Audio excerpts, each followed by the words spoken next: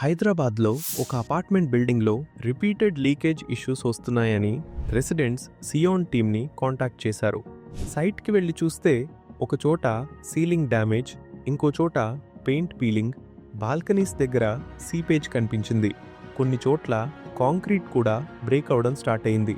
Inspection తర్వాత అసలు problem అర్థమైంది.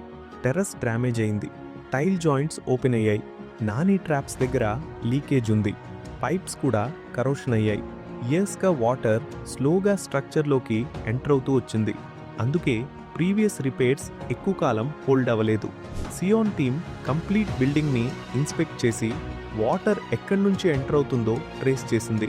టెర్రస్ని రీడూ చేశాం, క్రాక్ సీల్ చేశాం, జాయింట్స్ క్లోజ్ చేశాం, వాటర్ ప్రూఫ్ కోటింగ్ అప్లై చేశాం.